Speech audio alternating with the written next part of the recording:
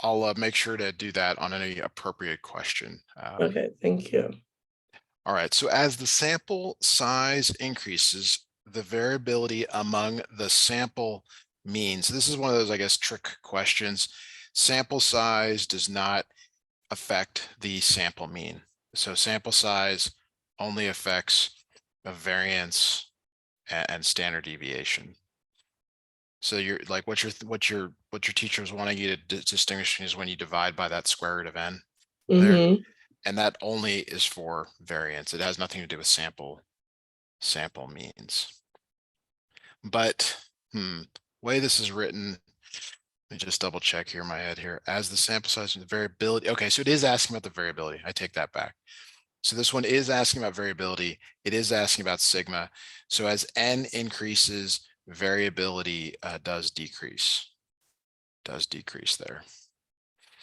All right. Let's go to question number 2.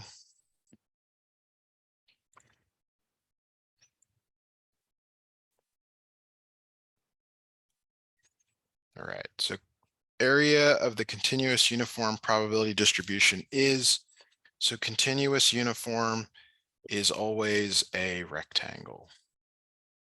It's always got a kind of an A to a B, and then this is 1 over B minus A is the height. That's always rectangular. So the bell-shaped would be normal. A series of vertical lines would be discrete uniform. But you guys are past discrete? Not really sure. Okay, number 3 is the first numerical question. Do you have a, do you get like a equation sheet for the exam? Yes. Is that anything you can send over? I always prefer to sort of reference your equations and snip those Yeah, in if you can let do me get that. it. Let's see if he sent it in.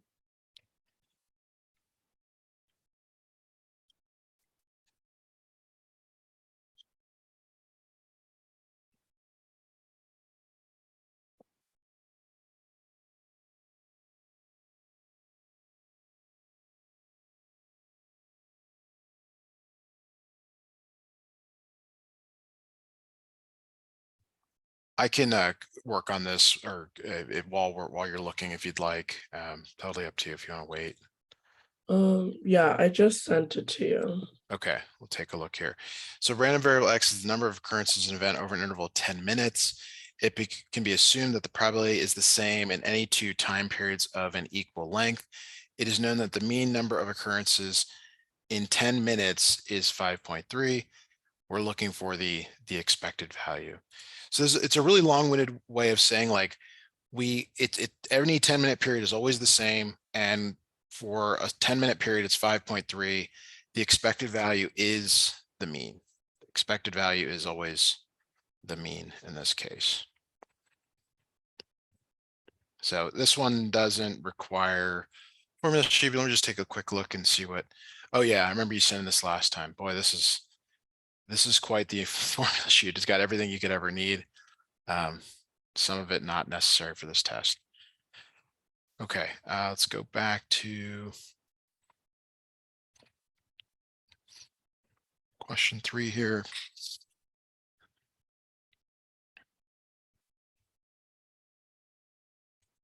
Sorry, I lost my place on the, there it is. Okay. All right, number 4, sample of 2,500 people. Okay, sample 2,500 people were asked how many cups of coffee they drink in the morning. You're given the following information. So the cups of coffee is X, F is the frequency. So let me go quickly look at your equation sheet and see if you have this on here. This is for discrete. Are you allowed to add to this equation sheet, or is it just you get this and nothing more? We just get that and nothing more. I could probably write something down on it, but I don't think.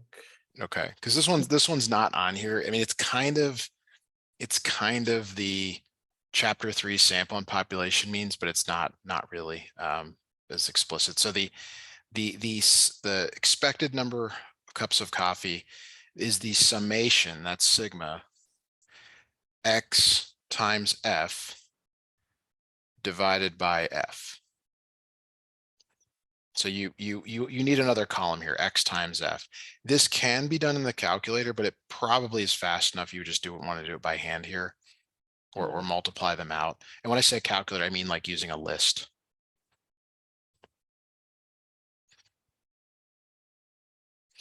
All right, so this is me multiplying the two columns together. If you add these up, what is that, 3,100 there? So that's the numerator. So it's 3,100 over 2,500. If you got a calculator handy, you should see that that is like 1.24 maybe.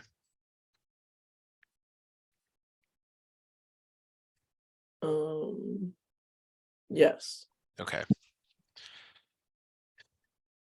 Let me so like I said, this formula is not on there. And this is for frequencies, which are not the same as probabilities. So that I think there might be some other questions with probabilities, but this is not the same as that. Is that okay? Clear Yeah, enough? that made Okay. sense. All right. Question 5. Here we go. Question 5. All right. All right. The time it takes to travel from home to the office is normally distributed. So that's very important there. Mu 25, sigma 5. What's the probability that the trip will take between 20 and 30 minutes? All right. So this is a normal CDF problem. Normal CDF. So this is where we'll go to the calculator here. Let me quickly get mine up. The normal CDF is under, sorry, I'm just stalling here so I can get this open. So the way the normal CDF works, I don't know if yours will have the like the places to put the values in. Some are you using an 83, 84? I'm using a TI 84. Okay, well, we will look together here and you can tell me if your screen's different than mine. So let me go share that calculator and I'll write the steps down here as well. Let me check here. Nope. Okay, so it's under second distribution. Okay. There's kind of two places that you might see stuff. One is stat and the other is second distribution, DISTR. And then you want normal CDF. You will never use PDF, never, never, never. So when you go to that one and hit enter, you probably get a screen. I don't. Does your screen say like lower, upper? Yeah. Okay, so your lower is 20. Okay. Your upper is 30. Okay. Your mean is 25 and your standard deviation is 5. Mean 25. Standard deviation. Okay. So go, I think yours says paste or enter or something It on, says paste. yeah, go ahead and paste. It should look really similar to mine Yeah. on the screen here. So I'm snipping mine in to the, not that. Okay, and then you hit enter. You should see 0.68227. Yes. Great. So let me go back to the other screen here. All right. Okay. All right. So if you're seeing that screen here, let me see. Yep, you're seeing it. All right. So that's this one right here. Now this does come from the empirical rule because you were literally one standard deviation away from the mean. So that is not on your reference sheet, but the empirical rule, I don't know if you remember that, there's the 68, there's the 95. Yeah. That can shorten your time to do this problem, but I mean, didn't take that long to begin with. So kind of, your call if you want to shortcut some of these with that. Okay. All right. So any questions that before we move to 6? Nope, that made sense. Okay.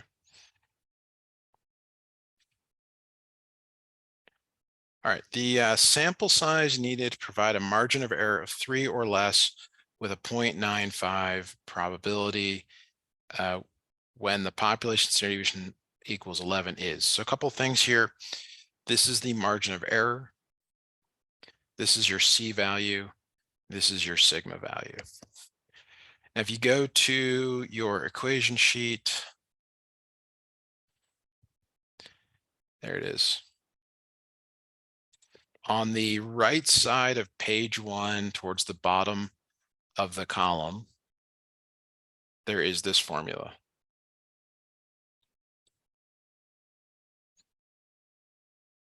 So sometimes just knowing where it is worth doing here, so you can see that. But that's on the right side of page 1 down at the bottom. So notice you need sigma, which you have, your margin of error, which you have. So I use ME for margin of error. Your teacher uses E, but same thing. The Z of alpha over 2 we do not have. That comes from C.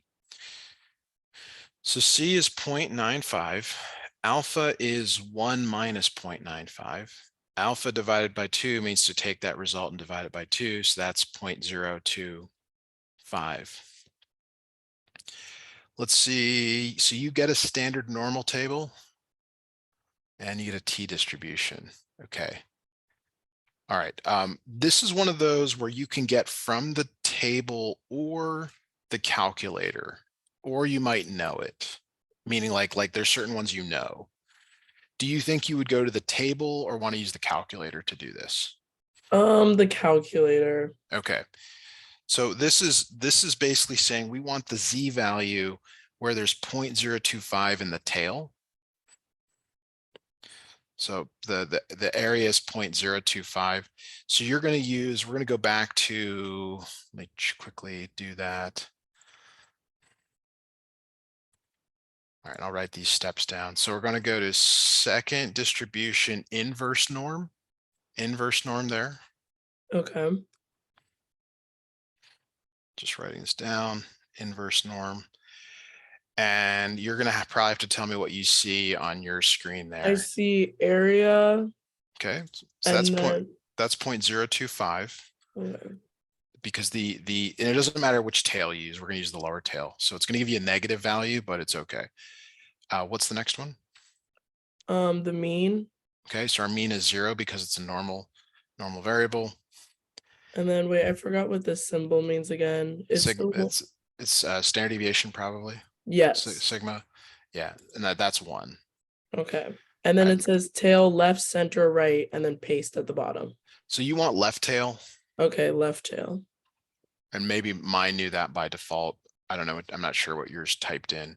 But that's the Z value. So the Z value of minus 1.96 gives you an area of 0.025 in the tail. Okay. So there's some to like, that's what I was mentioning, like that one's used over and over again. So some people just memorize that value. Okay. All right, so that's not the answer, but that's the third piece that we need here. So you now have all the values you need. So your n is minus 1.96 squared. Your sigma was 11 squared. Your margin of error is 3, and then so you're squaring that. Okay. All right. Now, one thing I'll point out here is, I'm sorry, I need to add this in here. You always round up, even if it's like 51.000001, you still round up always. So you go up to the next integer. And typically these answers are coded in such a way where you actually know that it's not the one that's smaller. It's either going to be the 52 or the 11 because of the rounding up. Okay. So go ahead and give this a try. See what you come up with. Hmm.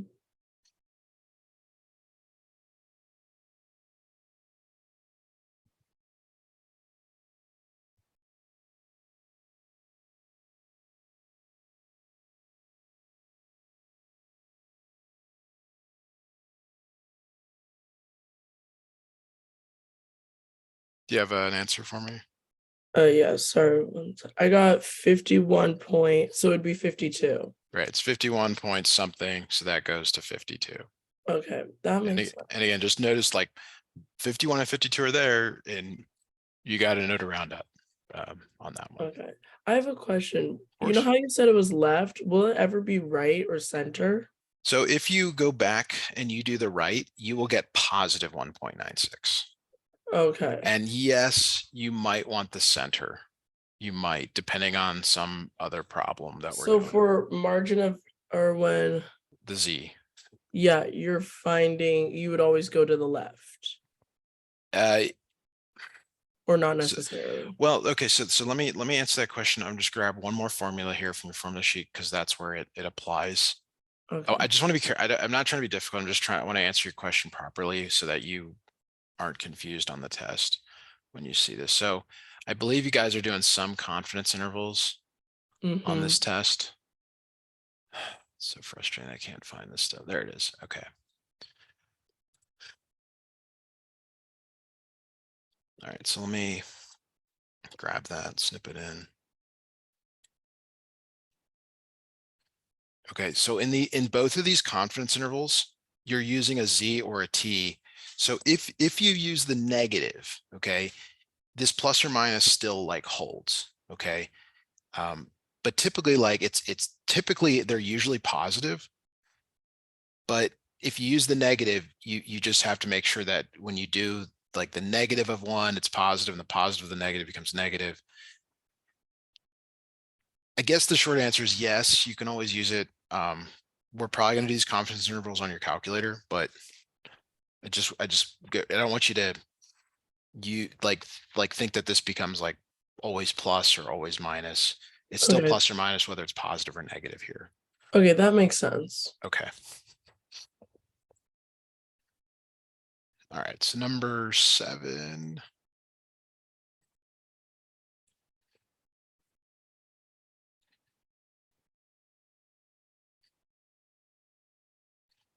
All right, from a population that is not normally distributed, that's important, and whose standard deviation is not known, that's also very important. That sample of 50 items is selected to develop an interval estimate from you. Which of the following statements is true?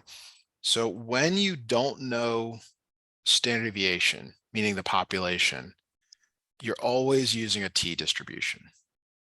Okay. Okay, so that means the first two are out. The degrees of freedom is always the sample size minus 1. And that's probably on your reference sheet somewhere. Uh,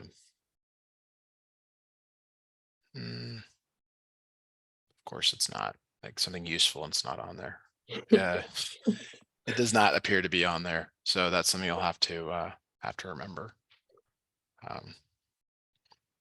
Okay, so that answers this question here because you have a sample of 50 Mm-hmm. and the degrees of freedom, what that is it's a parameter in this curve. Like depending on the degrees of freedom, it changes the shape of this thing. But for you, all you need to know that it's n minus 1. So it's letter B.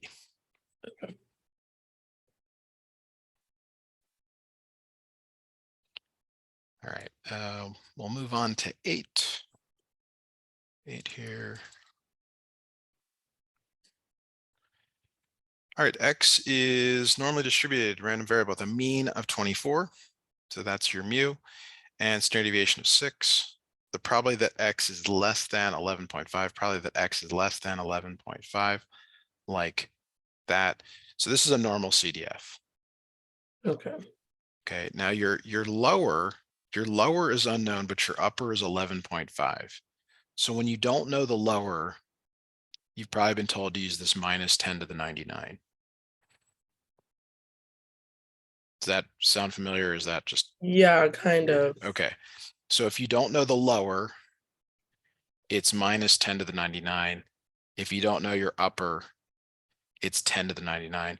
So you tend to, this first one tends to be used when you're doing a less than, and the upper you would need when you're doing a greater than. Okay. Your mean is 24 and your standard deviation is 6. So go ahead and give that a try. Let me know what you come up with. Should be fairly small, actually.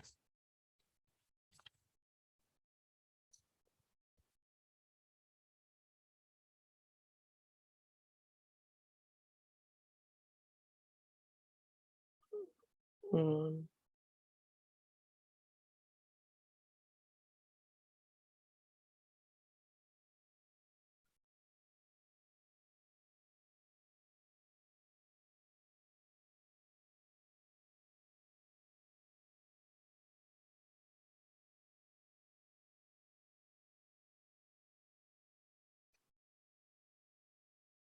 Every time I'm hitting it, I'm getting an error. So make sure you're using the negative, which is not the same as the subtraction symbol. Okay, let me try it again. So that would be the one next to the enter there, the one, the kind of the TIE fighter, if you're into Star Wars. Okay. 10, 299, 11.5, 24, 6. Okay. Okay, I got 0.0186. Good, good. And I want you to enter in the calculator because you're going to have to do it in the exam. So get Yeah, some practice now, it's honestly because helping. yeah, it's nothing worse than you get to the exam. You're like, you do exactly what you just did there. And you're like, why don't I know the answer? Yeah. So, all right. Number 9. So Yes. here, population has a standard deviation of 16. So that's sigma. I know it's sigma because it's population, sample size of 64. What is the probability that the sample mean will be within plus or minus 2 of the population mean? Excuse me. So a couple of ways to do this. They're not giving you the population mean. They're just saying that it's 2 away. Okay. And that's where this normal CDF falls apart a little bit, because you need a left and a right, and you can't just put 2 and -2 in there. That would not be correct. The reason it's not correct is because the normal CDF is really doing a Z calculation, which is X bar minus mu over sigma divided by the square root of n. So what's happening here is that the 2 is saying that the difference between whatever the population is and what you care about is 2 and -2. So you really got like 2 Z values here. All right, so Z value 1 is X bar minus mu is -2. That's the numerator. And then it's 16 divided by the square root of 64. So that's the one that's to the left. Like if you think about, your mean is right there in the middle. This is, 2 away on the left, 2 away on the right. We're going to find some area in the middle here. Your Z2 is positive 2 over 16 divided by the square root of 64. Okay, so if we simplify these, you end up getting -2 over 16 divided by 8. 16 divided by 8 is 2, so -2 divided by 2 is -1. And similar, this one becomes 1. Okay. So here's what even though it says within plus or minus 2 the population distribution, when you normalize it, and that's what the Z values do, is they normalize it, you're now looking between -1 and 1. Okay. Now the correct answer is A, but to get that, you can go to a normal CDF. Okay. Okay. And it's lower is -1, its upper is 1. For Okay. a Z, the mean is always 0 and the standard deviation is 1.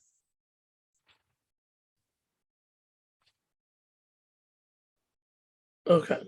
I got 0.6826. Yes. Yes. And that's the empirical rule coming out here. Okay. So the mistake is to like put in -2 and 2 or something else. This one's a little odd because normally they do give you the population mean. Now, if you got stuck and you actually just picked a population mean, like let's say you picked mu to be, I don't know, 100.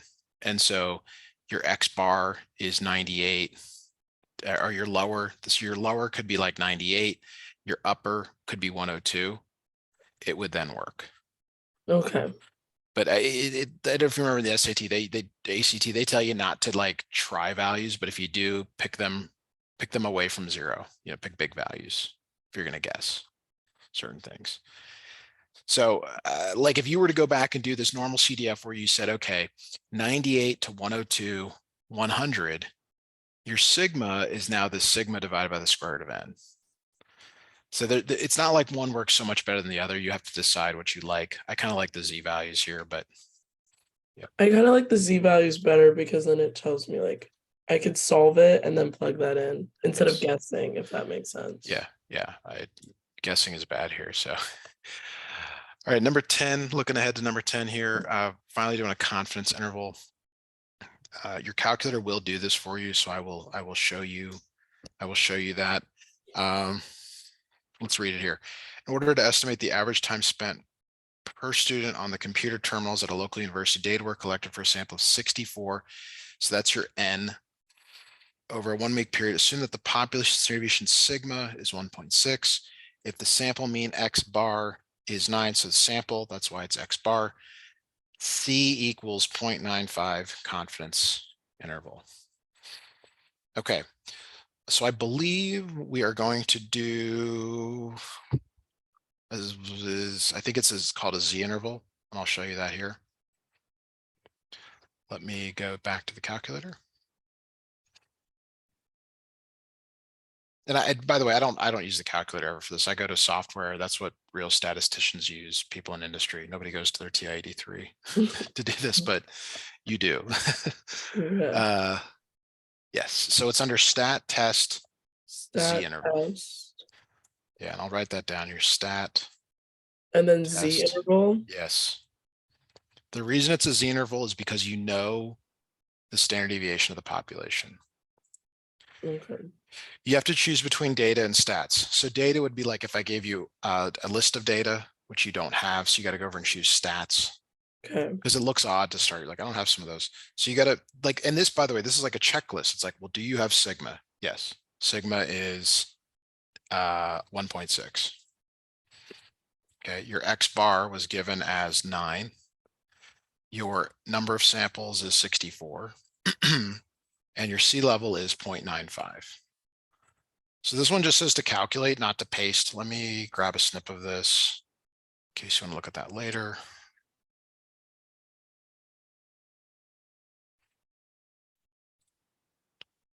There we go, enter. And that is one of the answer choices, thank goodness. So if you get something that isn't on there, you've probably made a mistake. They should be exact, with aside from like some small rounding differences. So let me go back to the screen.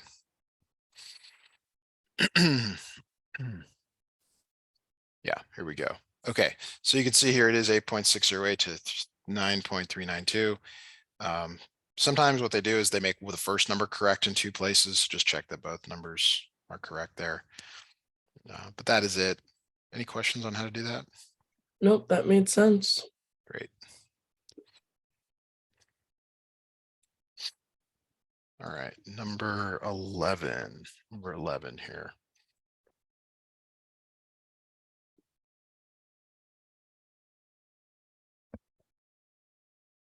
Okay, a professor at a local university noted that the exam grades of her students were normally distributed, so that's a keyword there, with a mean, so that's X bar.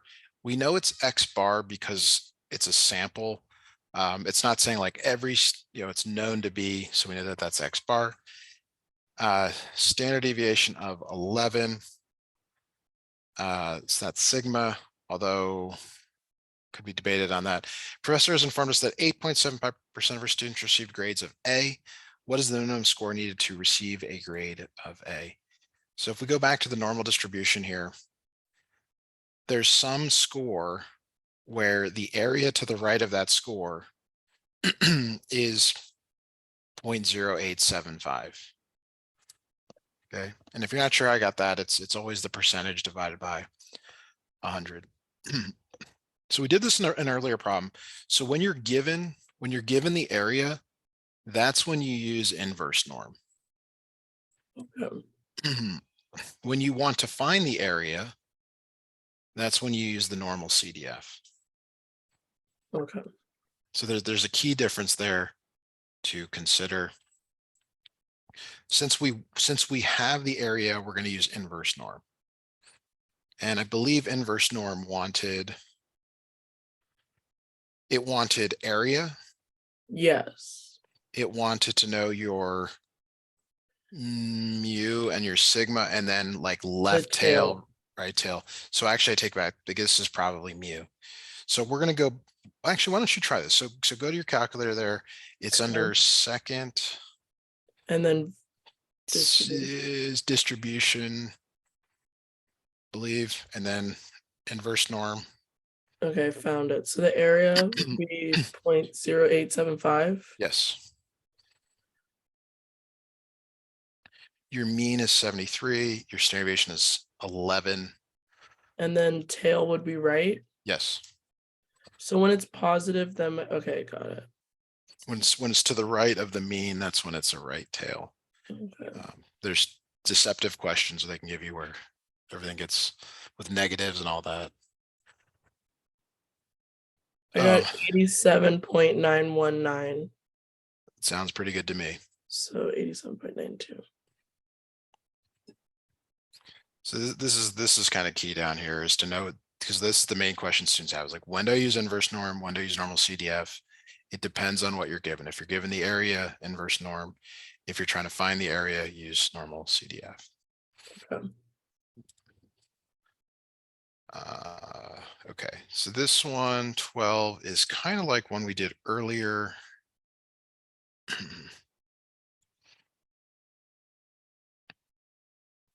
Oh no, it's not asking for the expected value. Oh, that's good.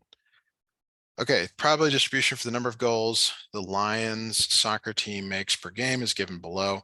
So number of goals is X, probability is P of X.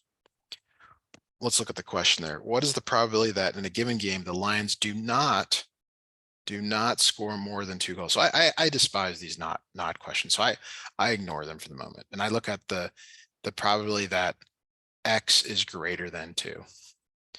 Is it clear why it's greater than for more than? Yeah. Okay. So more than 2 is these two. It's 3 or it's 4. Okay. Which is 0.45 or 0.3 plus 0.15, 0.45.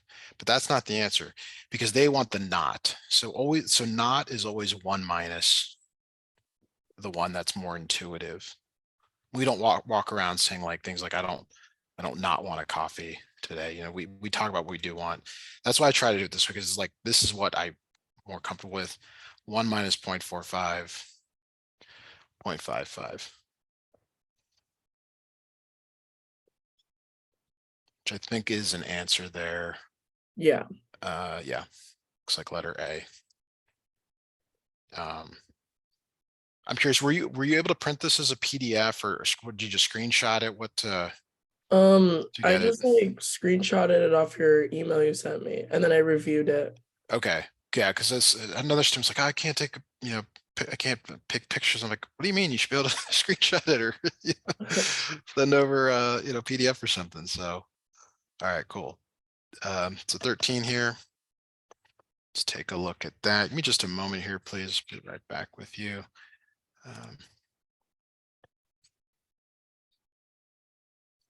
All right, so the sampling error is the same as the standard error of the mean. The difference between the value of the sample mean and the population mean, the error caused by selecting, multiply by the sample size. Okay, so I'm going to go through the ones that are wrong. It's not that. Okay, Okay. that's just weird. It's typically it's the standard deviation divided by the square root of the sample size. So that's why that one's out. The difference between the value of the sample mean and the value of the population mean, well, it kind of could be correct, but so I'm pretty sure it's A. If you have some notes, it might be worth doing, or if you want to go out to the internet and check that as well. I guess I'd lead towards lean A. I don't know why it would be B, but maybe your teacher has some weird notes or something. So that's all I can say on that. Sorry, I can't be more helpful on that. Okay. That's fine. I'll look that one up. Or look in what he sent us. Yeah. And just make sure you look for upvotes if you go to the internet, because sometimes people answer questions that they're not correct. I saw a few of those yesterday. I was helping a student. Just awful. Okay, is known that the population variance equals 529. So first time we've seen that variance is sigma squared with a 0.95 probability. So that's C. The sample size that needs to be taken if the desired margin of error is 4 or less. There's that. So we had a formula for this earlier. Let me see if I can find it again. There it is, right side, bottom of page 1.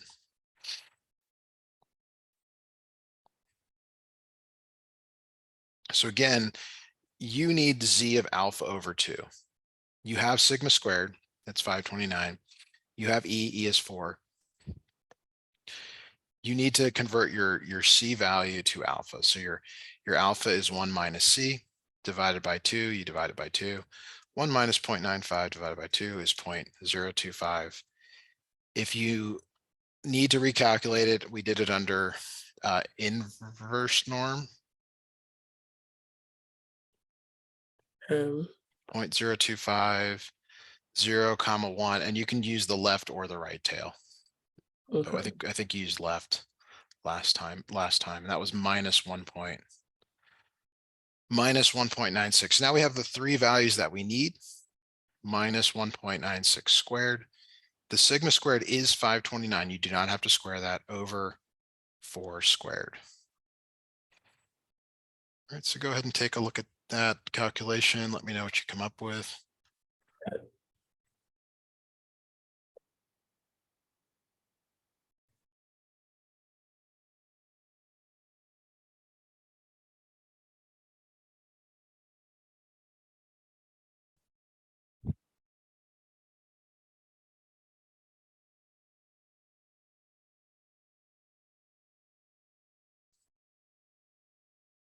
I got 127.0129.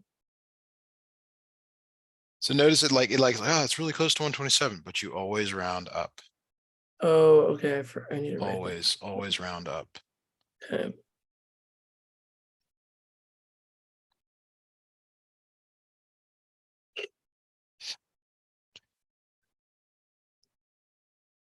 All right, let's move on to number 15. 15. Yes. Yeah, so just, I mean, we'll probably get through about half of this. They might get more difficult, so you may consider doing some on your own, or have me skip the non-numerical ones. Whatever, or maybe there's some duplicates, so we don't have to go through them all. But Okay. population has a mean of 180 and a standard deviation of 36. Sample of 84. Observations will be taken. The probability that sampling between 181 and 185 is probability 181 less than X less than 185. So when it asks for the probability, that's like asking for the area. So do we use inverse norm or normal CDF for this one? We're gonna use inverse norm. Inverse norm is if you're given the area. So So we're gonna use CDF. normal CDF. Now nice thing is that you wouldn't have the values if you went and tried to do inverse norm. You wouldn't have an area, Okay. and you'd say, well, maybe there's something wrong. So normal CDF here, the lower is 181, the upper is 185. The mean is 180. Now this is a small change to the previous times we've done it. It's now 36 divided by the square root of 84. You have to put that into your calculator like that, or pre-calculate it off to the side. Okay. And that's your standard error. That's like, okay, sigma divided by square root of n, boom, right there.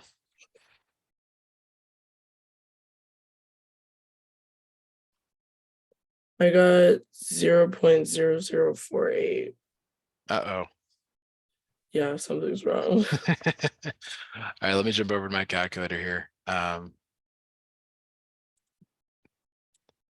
Is it Right. because do I need to solve that first before putting that in? No, it will do it for you, but maybe just a parentheses imbalance, Oh, possibly. that could be. I doubt you did anything wrong other than like miss a parentheses. I mean, you're just putting the numbers in. So we got 181, comma 185, comma 180. So 36 slash square root 84 So when I close this parentheses, I'm closing the one for the root. I got to close the one from the beginning one. So think of them as like doors, open, open, close, close. Okay. And that should give you, yeah, that one is there. Let me do it again. And then parentheses, parentheses. Now I got an error when I did that. Uh-oh. Cannot sure. 181, comma 185, comma 36 divided by square root of 84. Close, close. I mean, you could send me, if you want to text me a picture of your phone or send it by email, I can look at it real quick. If not, maybe you can ask a friend or your teacher before the Yeah, test. I'll just send this one next time because it's Okay. on my calculator. Okay. All right, number 16. All right, another calculator problem here. Do you want more of these problems to be on the calculator? Like, do you think that's better for you on the Yeah, test? I feel like I move faster through the test that way. Yeah, you're not alone. I mean, I think, but there's no partial credit, so I guess it doesn't matter if you use your calculator or not here. Random sample of 100,000 credit sales, that's N, most likely, showed an average sale of 87.25. So since it's so many, we can reasonably assume that that's mu. But it does want that. So from the past data is known that the standard deviation of the population, sigma, is 20. Okay, C equals 0.95. And we want the confidence interval on the population mean. So this is going to be a Z interval. The reason it's Z is because the standard deviation of the population is known. Okay. Let me think here. What did that want last time? We'll just go back and do it together, because I don't remember. So that was stat, right? And then test. Yeah, stat test Z interval. Okay. Oh yeah. And then I have to click stats. Yep. And then so you need sigma, which is 20. 20. You need X bar, which is 87.25. And then you need N, which is 100,000. And your C level is 0.95. So let me grab a snip of this. So your screen should look really similar to what I've got there. Let me count 1, Yeah. 2, 3, 4, 5. Yep. And then you calculate it. And like this should be on there. Like you shouldn't have to round anything, maybe to the last, that's because it's money here. So 87.13. That's what I got. Yeah. So I got D as the correct answer. Yes.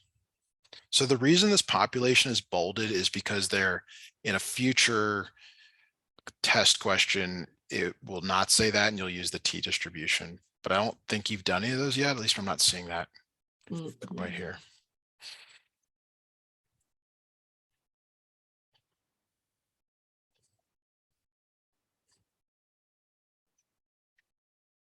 All right, this one may be something to look at in your notes here. So it says from a population that is not normally distributed and whose standard deviation is not known. So since it's not known, you typically use a T distribution. Okay. And because your sample size is 6, your degrees of freedom is N minus 1, which is 6 minus 1 or 5. So I'm leaning towards these two answers. I mean, in fact, the last one. Let me just see. The sample size must be increased. No, that's not the case. You can't use that. So it must be this last one here.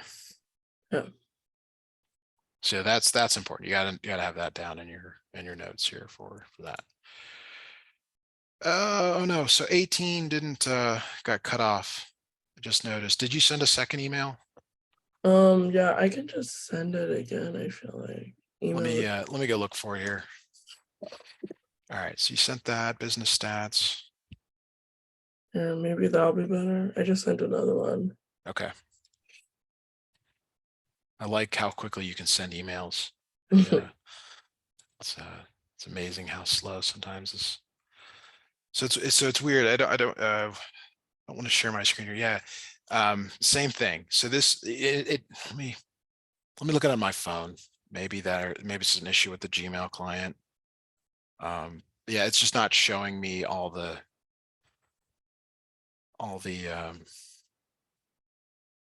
questions after 18, and there's this big white space before that. Yeah, okay, so it is on my phone. Why is that not doing this? Message clipped. Oh, there it is. Okay. Come on. All right, I did figure it out here. I didn't even realize Google clipped messages. Hmm. Okay. All right. We're gonna skip 18 is gonna take too long to do. We'll come back to it. 19, kind of one we've already answered. In developing an interval estimate, if the population standard deviation is unknown, okay, the sample standard deviation must be used. So these are just plain wrong. You could maybe argue that it's this, but generally use the sample standard deviation. Check your notes. I mean, this is kind of my best guess on that one here. All right, number 20. Number 20 looks out of place. 20 is a binomial distribution. Did you have those in the previous exam? No, this is completely new to me. Really no. Okay. All right. So it says a production process produces 3% defective parts. That's your probability. A sample of 5 parts, that's n equals 5, from the production process is selected. What is the probability that the sample contains exactly 2? So that's probably that x equals 2. So this is a binomial distribution because there are 2 outcomes, success and failure. They're giving you the probability of what they call success. Success, it means defectives in this case, which is a little weird, but that's what it is. And you always need a sample size. So to do this, you need the binom, and then in this case, you're going to use PDF. So you use PDF for equality, you use binom CDF for problems that have a less than, a greater than, less than or equal to, or greater than or equal to. So we need to go find that here real quick. Let me go back to that other thing here. Oh, I think I found it. It's under second distribution. And then you said PDF? Yes, and it's very important that you use the right one because probably both answers will be there. Ooh, so what does yours say as far as it goes trials P X value paste. Okay, so trials is 5? 5 in this case. Okay. Your X value is 2. 2. And then what's the P? Is P next, or is this? It goes P and then X value. Okay, so P is 0.03. 0.03. And then 2 there. And then, okay. So that looks, let me see if that's there. Yeah, I got 0.00821. Yes. Okay. All right. Have you looked through the rest of this to see if there's any other binomial distribution problems? Not fully. I saw that one, and I'm pretty sure I saw one like way down. Okay. All right. We do have to stop here for now. That's fine. As you can see, it's pretty